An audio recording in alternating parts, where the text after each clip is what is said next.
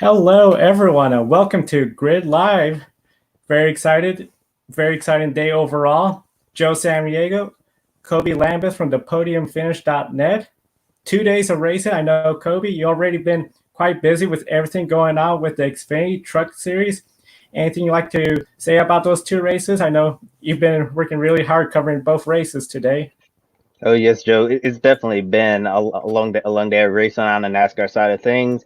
There was some drama in the NASCAR Gander RV and Outdoor Truck Series race as Grant Enfinger stole the victory away from Austin Hill, who looked like he was gonna win before the final caution came out. And Kyle Busch had a really horrible day. He got caught speeding twice on pit road and had a flat tire. A very disappointing day for Rowdy. And in the NASCAR Xfinity Series race, it just finished up a little while ago. AJ Allmendinger claimed the victory for Colic Racing, which was the fourth career Xfinity victory for the Dinger, and it was also his first win on an oval track. And as many fans saw, AJ Allmendinger was absolutely ecstatic. It's been a long time since I've seen a driver so happy to win on an oval track, but to but with AJ Allmendinger, a driver who's been an excellent road course racer, it's probably like winning the Daytona 500 to him to finally get that long-awaited oval victory.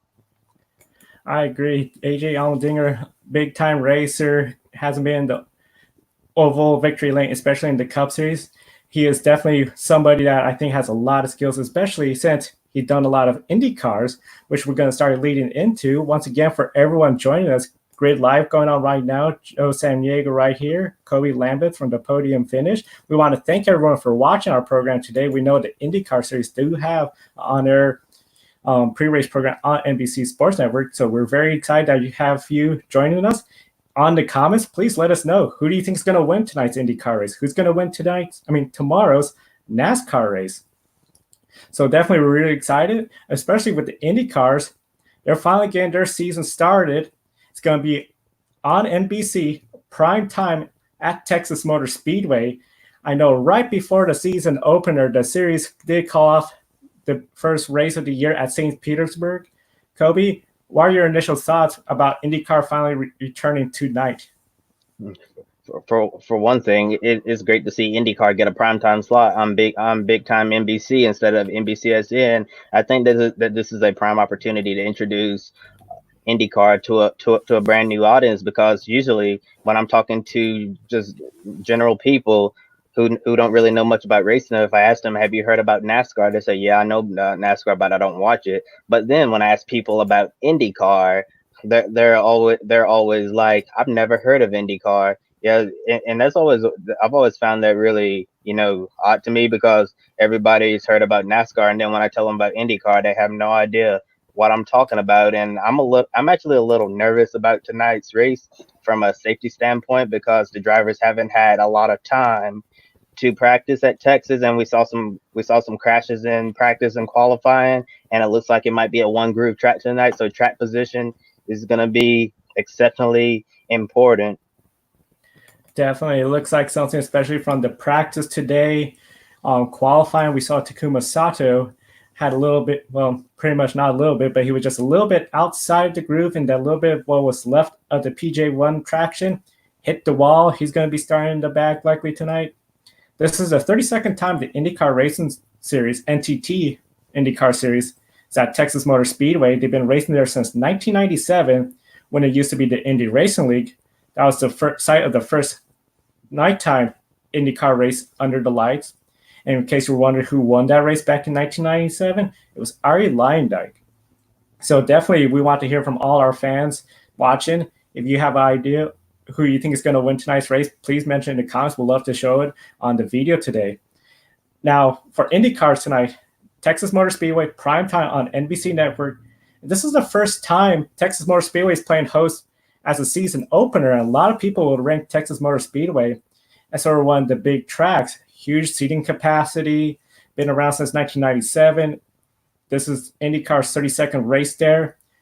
With this potential of a big audience on the NBC network, do you think they'll pay dividends for both IndyCars and Texas Motor Speedway, with the potentially having a larger audience watching tonight's race? Oh, absolutely. As I just mentioned, I think it's going to be an excellent opportunity for IndyCar to get in front of an entire new audience and hopefully find ways to further expand their fan base. And going back to my point earlier when I was talking about safety, I forgot to mention this, that usually at this point of the season, all of the teams have already developed chemistry by this point of the season because they've already been on road and street courses and spent an entire month of May on the Indianapolis Motor Speedway on the oval track. So they've already been to every type of track and they're already in the groove by the time they get to Texas at this time of year. So it's definitely going to be different with tonight being the season opener of the 2020 season, especially at a high bank fast oval track like Texas Motor Speedway. High banking, very fast speeds. I believe the pole speed today was 216 miles per hour. Entering turn one at over 100 degrees out there, they were looking at speeds at over 223 as they were entering the corner. Interesting fact, as I mentioned, this is the 32nd race for the IndyCar series here. NASCAR has done 38 races there. Of course, they switched to 2 races a year not too long ago. Now, last year, Joseph Newgarden, he won the IndyCar championship. He won at Texas Motor Speedway, and he claimed the pole today. So looking at the top 10 stars for today's race, Joseph Newgarden in his number 1 Chevrolet, followed by Scott Dixon, the 5-time champion, in his number 9 Honda. You can see the rest of the field, including some of the big names. Zach Veach, strong running in qualifying, 5th place. Will Power, Graham Rahal, Alexander Rossi, Felix Rosenquist, and Tony Kanaan was a surprise run in his old 7-Eleven scheme. My question for you, Kobe, especially with today's qualifying performance, Joseph Newgarden, and especially the lack of chemistry, this is the first race of the year. Do you think he is the favorite to win tonight? Oh, absolutely. The reigning IndyCar champion has look them incredibly strong in qualifying, and I definitely think that Team Penske is going to be ready for tonight, despite the limited amount of practice time. I'm I'm not going to pick Joseph Newgarden to win tonight's race, although I think he's going to be in the mix. And when we get to pick a winner, I'll let you know who I'm taking for tonight's race at Texas Motor Speedway. Definitely. It's going to be really interesting to see what Joseph Newgarden does as the defending champion. He's carrying that number 1 again. So it's going to be really great. In total today, we have 6 past winners at Texas Motor Speedway running today. That's from Ed Carpenter, Scott Dixon, Joseph Newgarden, Tony Kanaan, Will Power, and Graham Rahal. Now, out of all these drivers that have won, most of the time it's come from the top 10. The first back all time was Justin Wilson, when he started way back in 17th to claim the win. The last time somebody started outside the top 10 and won was Graham Rahal in 2016. Why do you think it is so hard for somebody outside the top 10 to win, particularly at Texas Motor Speedway in the Indy cars? Track position. I think strategy is going to be really important tonight because I'm expecting this to be a race, especially with the way the track is right now. It seems like it's going to be a single groove, so passing might be kind of difficult. And as you saw in practice, when cars got up on the outside lane where it was really slick up there, they just completely lost control. And I don't think that many drivers are going to what I'm trying to say is I don't think that they're going to want to risk it, because I'm afraid if they try to make a pass on the outside, it might not go well, and when they're going on the inside, the car on the outside will probably have to lift big time, because I wouldn't want to be on the outside lane at any point in this race unless it somehow magically comes into play. Yes, you mentioned earlier about the one groove racetrack, especially. That's going to be a big factor. I know in the times before we've seen side by side, but today might be really tricky. And practice. They haven't been running these cars, even though it's the very same chassis. We got an aero screen. You got some new team members. I mean, today they were just finally practicing pit stops on the racetrack during the practice session. So one of the things that we got to figure out too, especially is with the practice and the lack of practice, is how the teams were going to be performing. With all the teams, especially it's been a really long offseason. They had mentioned it's been over 200 days since their last race. What concerns should the teams have about mistakes occurring on the track and in the pit stops? Oh, since it's been such a long time since the IndyCar series been on track and racing conditions, you know, this is the first IndyCar race since last September. So definitely quite a time ago, and it would not surprise me if we see several crashes later tonight. Hopefully nothing major at all, but I think that we may see several accidents tonight because of the way that because of the one group track that I mentioned, and also you may see some rust as well on the pit stops. They'll just they'll just have to, you know, just discover the chemistry and try to settle into a nice groove as we begin the 2020 IndyCar season. But however, we have an entire month until the next IndyCar race. So we're gonna race tonight, and then we're gonna have a long break, and then it's gonna be race from here on out. Yeah, it's 1 month break after tonight's race. One of the big things is going to be really interesting. Today we'll have the drivers have a mandatory 35 lap stint they do on their tires since Firestone Hell is unable to develop new tires for this year at Texas Motor Speedway. Everyone's running on a mixed old tire. So it's going to be really interesting because they're not going to throw competition cautions. Instead, they're just going to have this rule. So there's still going to be a little bit of room for strategy as well. Now, last season, we did notice that was the year where we would not have the aero screen. This year, we do have the aero screen for the first time, and it's at a super speedway. Overall, when it comes to the aero screen, it's designed to prevent debris from making contact with the drivers and causing serious injury. Some of the things, of course, last year we had drivers, 3 rookies that were really talented, and now they're sort of switching into this new aero screen package. So while some other drivers with longer experience, like Tony Kanaan, who probably maybe preferred the open cockpit, no aero screen, now we got 3 rookies from last year that were really good, particularly Colton Herta, Felix Rosenquist, and Santino Ferrucci. Out of those 3, who do you see is most likely in position to better themselves this year and maybe even contend for a championship in the NTT IndyCar Series?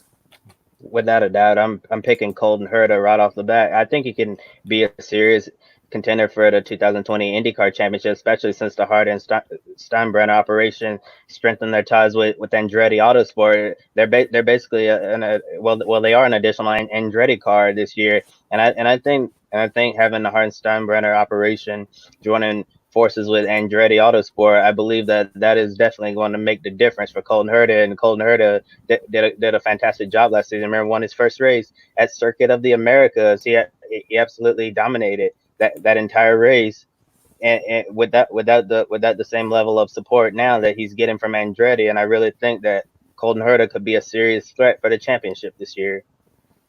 Indeed, he looks really good. I know qualifying didn't look too great, but he could definitely pick that up. This year looks to be super competitive. And not only do we have good rookies this year, great sophomores lining up, we still have potentially Scott McLaughlin joining the IndyCar Series this year. Fernando Alonso is looking at coming into the Indianapolis 500. Prior to the pandemic, we know Jimmy Johnson was going to be tested, and there's still the rumors about Ferrari in 2022. So it seems like IndyCar has a lot of positive momentum, a lot of positive energy.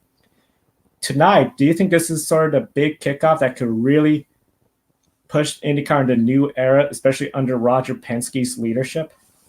Oh, absolutely. I actually remember the morning when Roger Penske bought the IndyCar series in the Indianapolis Motor Speedway. I was just like shocked. I remember waking up at 8 a.m. before one of my morning class, and I turned on my phone, always checking Twitter. And then I saw the news. I'm like, oh my gosh, it was something I did not expect, but I knew the IndyCar series would be in the right hands under Roger Penske's leadership. I think under Roger Penske, you're going to see the IndyCar series go to new heights unseen before in American open wheel racing. Definitely looks like there's a lot of potential for the IndyCar series to really grow and develop, especially under Roger Penske's leadership. I know it was something really big in the 90s. And then, of course, we saw what happened with the split, how essentially between the IRL kart series, there was then eventually ratings drop off. NASCAR grew. So this is definitely something where it looks like very promising. Speak about promising. I know we've been telling our viewers and reminded, now it's time for us to do pick a winner for tonight's IndyCar race, the Genesee 300. I'll go ahead and I'll let you start pick the winner first. Okay, I'm going to go with Scott Dixon tonight. I think it's going to be a battle between the two in the front row, Joseph Newgarden and Scott Dixon. But I think Scott Dixon, Chip Ganassi Racing, going to come out on top, especially since they were able to sign former Delcoin racing engineer Michael Cannon. And I definitely think that Michael Cannon at Chip Ganassi Racing is definitely going to pay dividends to an already strong Chip Ganassi Racing team. That's a really good pick. I'm gonna go with someone that's won there before. He's in the top 10. And I think he's a little bit of an underdog under the radar. I'm gonna go with Graham Rahal. We'll see how he does tonight. So Okay, race fans, remember to comment with your pick for the IndyCar race tonight and the NASCAR race tomorrow. We want to know who you think is going to win these races. So be sure to participate and pick a winner. And speaking of NASCAR, we're going to shift gears for a moment and preview tomorrow's Cup race.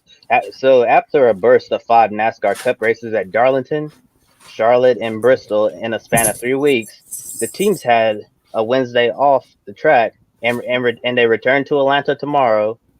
So, Joe, here's my question for you. How do you see the week break helping the teams after racing Sunday and Wednesday for the past 2 weeks?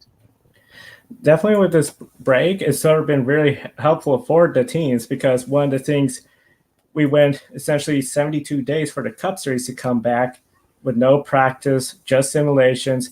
And now we got to the point where it was like, okay, 2 races at Darlington. I know Bubba Wallace had explained that essentially Darlington is such a physical track. You go there in September, you did 2 races there. Then you had the Coca-Cola 600. Then the 500 kilometers at Charlotte, Bristol. So having this 5-day break for the teams has been super helpful for them.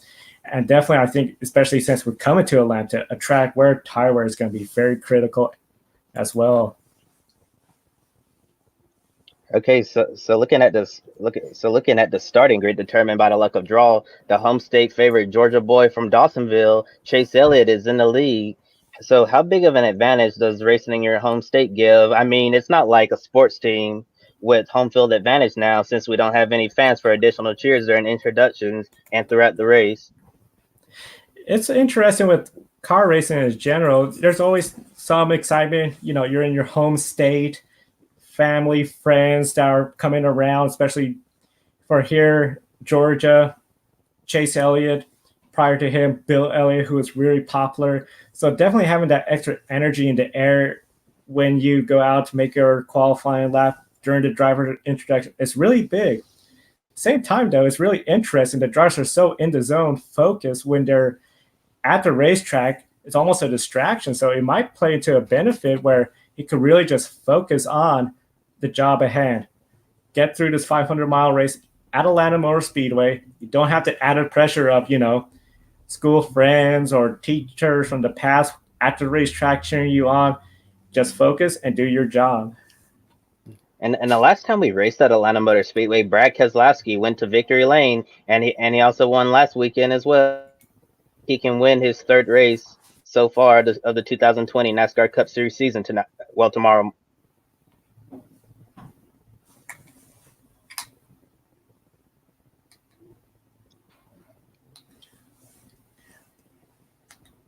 Are you still there?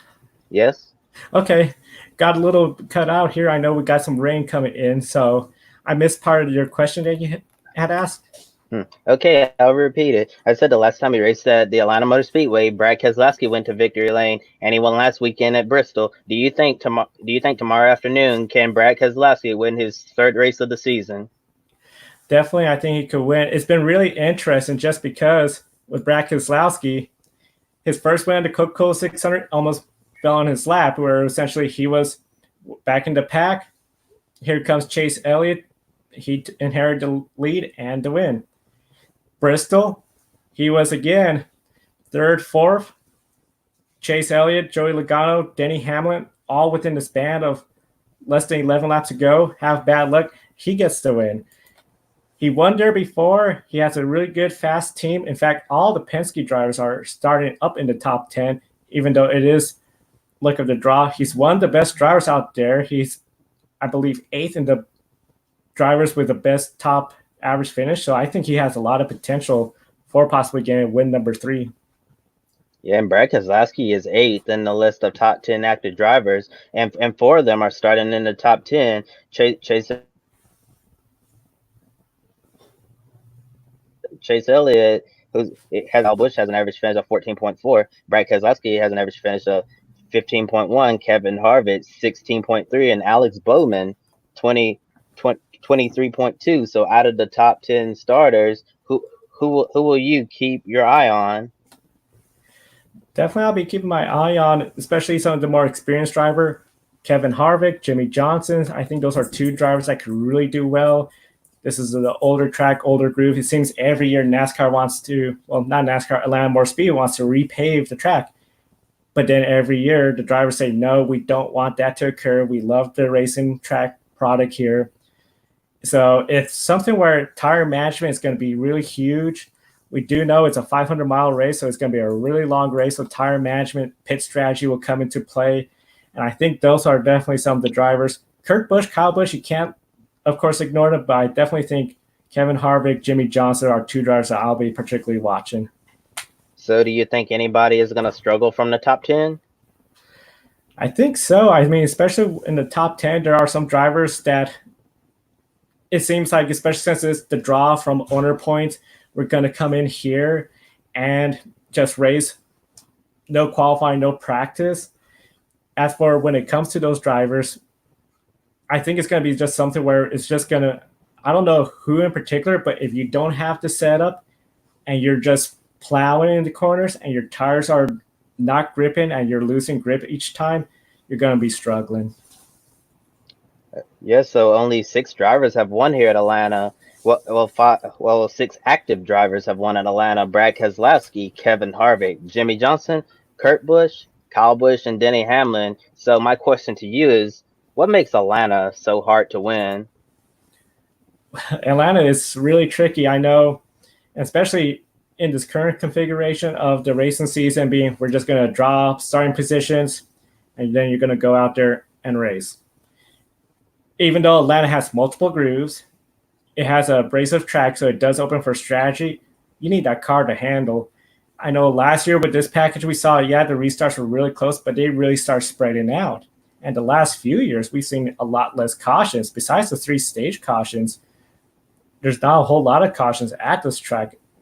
So it makes it where, if you're struggling from the get-go, those pit stops, yeah, you can pick up a position here or there, but unless you have a lot of yellows, it's really hard. So I think that's part of the factor of why we've seen so few different winners here at Atlanta Motor Speedway. Oh, absolutely. I think tire management is definitely going to be critical tomorrow, and the old track surface should provide for some great racing tomorrow. And now it's time for pick a winner. And since I went first last time, I'll let you pick a winner first, Joe. All right, for pick a winner, I haven't been thinking too much about this, but I think I'm going to go with Jimmy Johnson. I think he has a little bit of momentum. He got a good finish. Realistically, I think what happened to Charlotte, while it's unfortunate, wasn't anything where he was trying to get an upper hand, but that's just the way it goes. So I think Jimmy Johnson will be my pick for pick a winner for tomorrow's NASCAR race. Okay, and here's my pick. Chip Ganassi likes winners, and I think we're going to see a Chip Ganassi racing driver win tonight, and I also think Chip Ganassi racing is going to win tomorrow as well. So that's why I'm going with Kurt Busch to go to victory lane at Atlanta Motor Speedway. Kurt Busch is definitely one of those racers where he could definitely win. I know he has a lot of experience doing all sorts of racing, and that includes as well the Grid World Motorsport League, where he's up there. He's not in the top 10 yet, but essentially he's getting up there with the World Motorsports League. One of the things that makes it interesting, you have to do 5 starts to be in there. So this upcoming week, the NASCAR Gander Outdoor Truck Series will become eligible for points for drivers that have only stuck 2 truck races. Looking at it, you see Harrison Burton, Chase Briscoe, and Kyle Busch are the top 3. Just a reminder, since NASCAR is the only series running right now, that's why we only see NASCAR drivers, but it's a long super season, 2020 to 2021. Oh yeah, you definitely bring up a good point there with the Truck Series becoming eligible for the WML standings, which with one of those drivers being NASCAR Gander RV and Outdoor Truck Series driver Ben Rose, and my colleague at the Podium Finish, Tara Jones, recently interviewed Ben Rose. It's a two-part feature story called Rose to 100. You can read her story at thepodiumfinish.net. Definitely, we encourage everyone to check out the podiumfinish.net. Kobe, there's a great team out there with him as well. So definitely, we encourage everyone to follow the podiumfinish.net.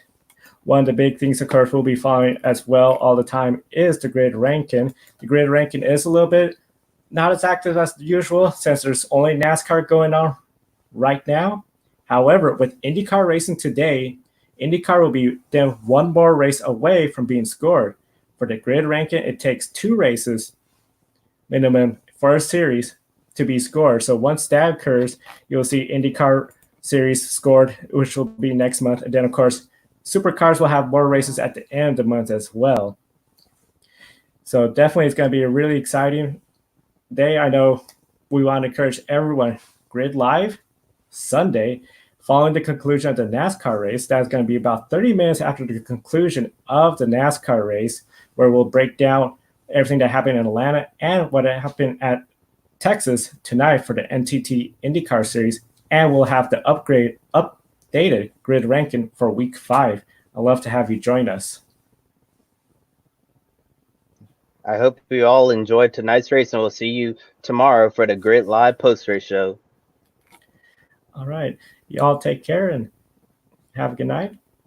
Any final words for you, Kobe? No, I'm just getting ready to cover tonight's IndyCar race, and it's definitely going to be a late night. It's going to be a late night, and you do a tremendous amount of work. We'll see you all tomorrow night.